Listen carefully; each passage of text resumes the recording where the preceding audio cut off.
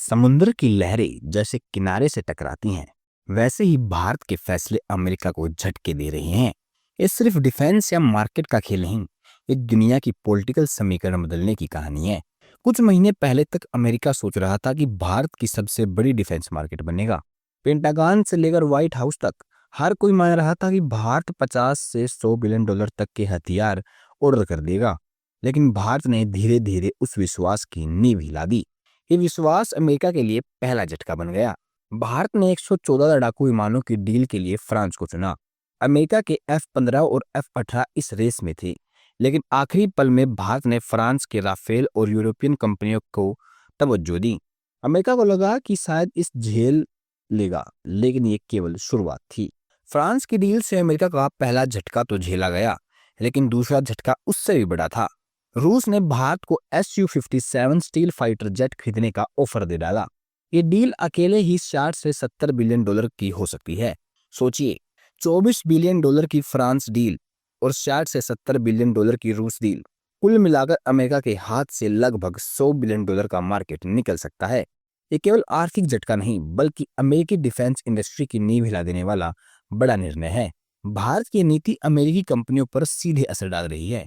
MQ-9 repair drone और striker arm wheeler जैसी deals अब सवालों के घेरे में हैं। मीडिया रिपोर्ट्स के अनुसार इन्हें कैंसिल या रोकने की तैयारी चल रही है। भारत सीधे अमेरिकी कंपनियों पर दबाव डाल रहा है, क्योंकि जब कंपनियां की कमाई घटती है तो वे व्हाइट हाउस को कहती हैं, भारत से रिश्ते सुधारो, हमें नुकसान हो रहा है। भारत ने सीधे टैरिफ या बयानबाजी करने की बजाय चुपचाप प्रभावी रणनीति अपनाई। रूस, फ्रांस, जर्मनी, इजराइल सभी के साथ बैलेंस रखते हुए भारत अपनी शर्तों पर आगे बढ़ा रहा। यह केवल मार्केट का खेल नहीं, बल्कि शक्ति और रणनीति का खेल है। हर कदम पर भारत यह दिखा रहा है कि वह कैसे किसी एक ब्लॉक पर निर्भर नहीं रहेगा। हर नई डील में टेक्नोलॉजी ट्रांसफर और असेंबली लाइन की शर्तें शामिल हैं। भारतीय इंजीनियरों को ट्रेनिंग दी जा रही है। फ्रांस का राफेल हो या रूस का Su-57, भारत की फैक्ट्रियों और तकनीकी को बढ़ावा मिलेगा। यही तैयारी आने वाले दशक में भारत को वैश्विक डिफेंस एक्सपर्ट बना देंगी।